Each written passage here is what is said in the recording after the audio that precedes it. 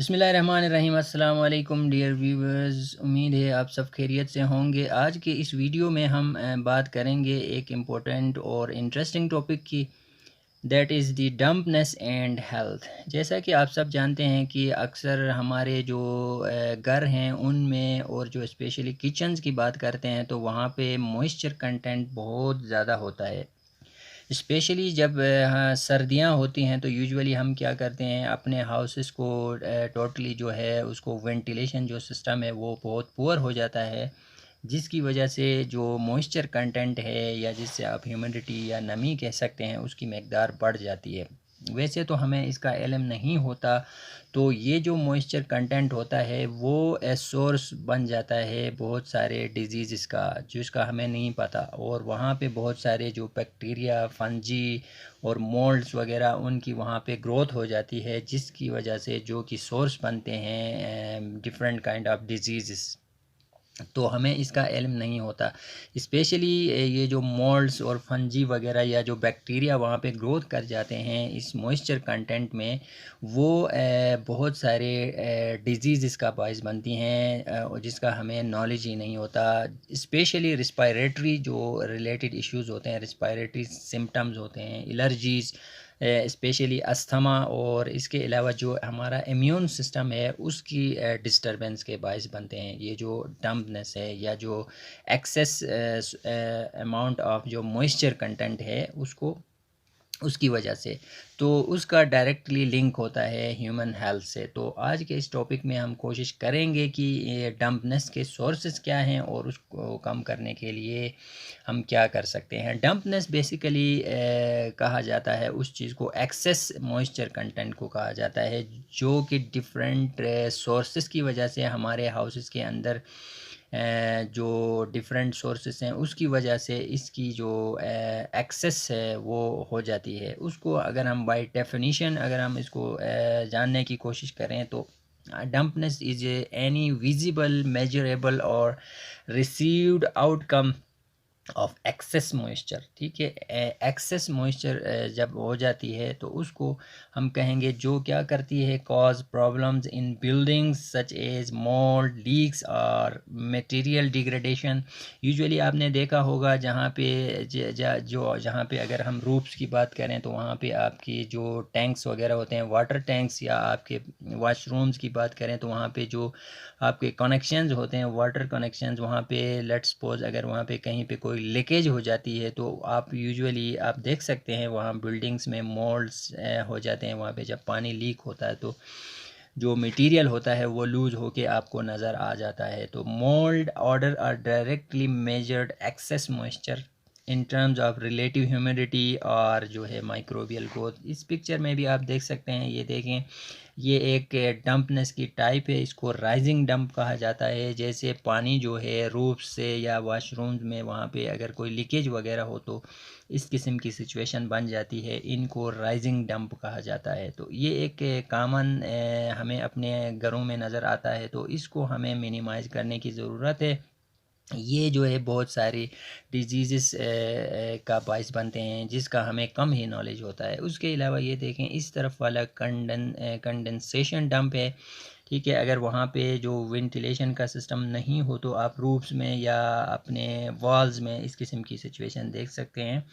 और इससे न सिर्फ आपकी बिल्डिंग है वो ख़राब हो सकती है, बल्कि ये source of different kind of disease हैं, जिसका हमें कम ही नॉलेज होता है मोस्टली हमारे घरों में। उसके अलावा इस तरफ वाला आप देख सकते हैं पेनिट्रेटिंग डंप है। ठीक है, यहाँ भी आई थिंक रूफ के ऊपर से कुछ पेनिट्रेट हो रहा है वाटर वगैरह, जो कि सोर्स है, सोर्स बन रहा है इस किस्म का की डंपनेस। तो इस किस्म की डंपनेस में जो है डिफरेंट काइंड ऑफ फंजी और बैक्टीरिया और वायरसेस वहाँ पे क्विकली एक्यूमुलेट कर जाते हैं, जो कि डिफरेंट काइंड ऑफ डिजीज़ का बायस बनते हैं। स्पेशली आप नोटिस कर रहे होंगे विंटर सीज़न में अस्थमा और रिस्पायरेटरी डिजीज़ यूजुअली बढ़ जाते हैं। इसका रीज़न इस किस्म के ये उसके रीज़न का बायस बन सकती हैं, उसका बायस बनती हैं। अगर अगर हम होम्स की बात करते हैं, तो एज़ पर रिसर्च यूएस में ऑलमोस्ट जो है half of US homes that have visible evidence of dampness problems are mould contamination. US में एक स्टडी के मुताबिक जो है ऑलमोस्ट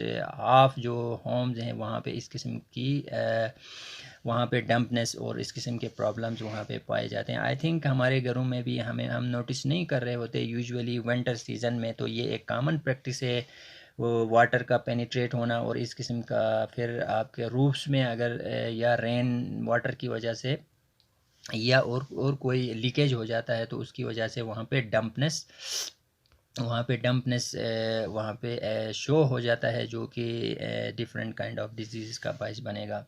और एक सर्वे के मुताबिक ये भी इंडिकेट किया जाता है कि dampness and mould are common in schools and office buildings. Houses में तो चलो हम जो है थोड़ा केयर भी करते हैं, जो गवर्नमेंट बिल्डिंग्स हैं या स्कूल्स हैं जो कि गवर्नमेंट की प्रॉपर्टी होती है वहाँ पे ज़्यादा केयर भी नहीं किया जाता। तो रिसर्च के मुताबिक वहाँ पे ज़्यादा जो है चांसेस हैं या वहाँ पे इस किस्म का जो मोल्ड या आपका जो डम्पनेस है वो बहुत ही ज़्यादा है रिसर्च के मुताबिक। अब हम बात करते हैं कि सोर्सेस क्या हैं, कि किन की वजह से ये डम्पनेस जो है अकर हो जाती है।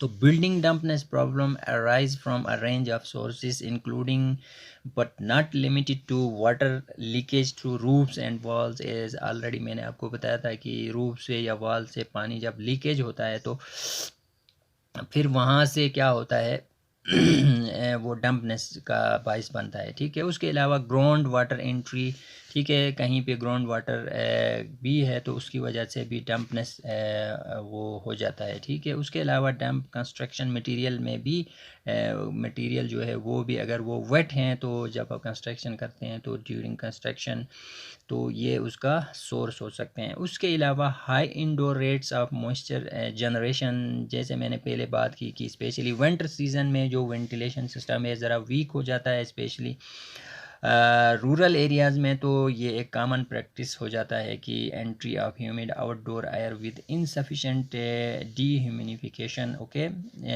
पुअर वेंटिलेशन को हम कह सकते हैं। Water vapour condensation on cold sources of Windows and walls and floods. ठीक है, और जो वाटर वेपर्स हैं उनकी कंडेंसेशन, ठीक है, डिफरेंट वॉल्स पे और विंडोज़ पे, ये भी सोर्स है।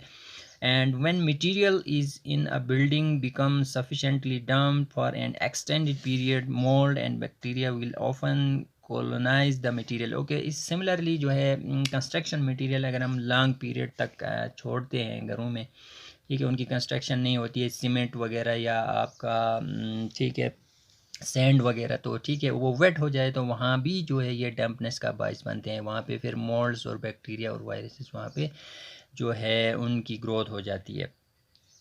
अब उनके कॉजेस क्या हैं, डम्पनेस के कॉजेस, उसमें first of all poor quality of construction material. So usually जो है हम अब कंस्ट्रक्शन के दौरान जो है क्वालिटी सही यूज़ नहीं करते मटेरियल की, उनकी वीक हो जाती है। ठीक है, उनका क्वालिटी सही नहीं होता जिसकी वजह से जैसे कंक्रीट या ब्रिक या प्लास्टर जो हम करते हैं उनमें जो है इंटरकनेक्टेड होता है विद इन देम। ठीक है, interconnected with them, then these material come in contact with water. Water जो है फाइंड करता है pathway to penetrate in these voids. ठीक है, वॉइड्स होते हैं तो वहाँ पे काफ़ी टाइम तक अगर वो मटेरियल अगर उसकी क्वालिटी सही नहीं हो तो पानी वहाँ से पेनिट्रेट कर जाता है, जैसे रेन वाटर हो या किसी वाटर टैंक से पेनिट्रेट होके वहाँ पे इंटर हो जाएगा, वो की सोर्स बनेगा डम्पनेस का। Again this water when aided by capillary action moves in different direction causing dampness. ठीक है, कैपिलरी एक्शन हो जाएगा वहाँ पे, फिर पानी वहाँ से पेनिट्रेट कर जाएगा तो सोर्स बनेगा डम्पनेस का। Similarly bed design, engineering designer properly अपने हाउसेस को कंस्ट्रक्शन के दौरान इस चीज़ का ख्याल नहीं रखते, डिज़ाइन सही से नहीं बनाते अपने हाउसेस की, ये भी एक सोर्स होता है डम्पनेस का, जो कि डम्पनेस का बायस बनता है। उसका कॉजेस ऑफ डम्पनेस है बैड डिज़ाइन। तो हमें इम्पोर्टेंट है to consider what can be the source of water that can penetrate through building at the time of designing a building। तो हमें केयर करना होगा कि उसकी पेनिट्रेशन कम से कम हो वाटर की, और designer must mention where to provide what kind of damp proof course accordingly, ठीक है। इंजीनियर हमें जो है सजेस्ट करे उस टाइम पे कि डंप प्रूफ मटेरियल को हम कैसे वहाँ पे यूज़ कर सकते हैं। इसी तरह फॉल्टी कंस्ट्रक्शन, बेड वर्कमैनशिप, ठीक है, जो नॉन टेक्निकल वर्कर्स यूजुअली हम यूज़ करते हैं कंस्ट्रक्शन के दौरान, तो ये भी एक कॉज है डंपनेस का। इनकी वजह से भी suppose a designer has specified that the thickness of dump proof course must be 15 millimeter, but the thickness of completed dump proof course become 10 mm due to lack of adequate supervision. For example, आपका non technical worker होगा, construction के दौरान use करेंगे, let's suppose जो standard thickness थी plaster की वो 50 millimetre होनी चाहिए थी, बट उसने जो है 10 मिलीमीटर का प्लास्टर किया, इट मीन्स कि ये सोर्स बनेगा डंपनेस का। तो टेक्निकल वर्कर ड्यूरिंग कंस्ट्रक्शन जो है वो ज़रूरी है। अगर नॉन टेक्निकल वर्कर आप यूज़ करेंगे तो वो फिर आपका सोर्स बनेगा dampness का। This will not serve the purpose for which it is constructed and consequently it will lead to dampness in building. So जो है ये उसका सोर्स बनेगा। तो डियर व्यूवर्स, ये था आज का लेक्चर, एक यूनिक सा, आई थिंक आपने फ़र्स्ट टाइम सुना होगा डंपनेस, और अगर हम इसका ख्याल नहीं रखेंगे डंपनेस का तो ये बनेगा source of different kind of disease के। स्पेशली जो है अगर हम बात करें तो रेस्पिरेटरी डिजीज़ जो है ये कॉमन होंगी, लाइक अस्थमा वगैरह, और इसके कॉमन सिम्टम्स में कफ है अस्थमा के, वीज़ है,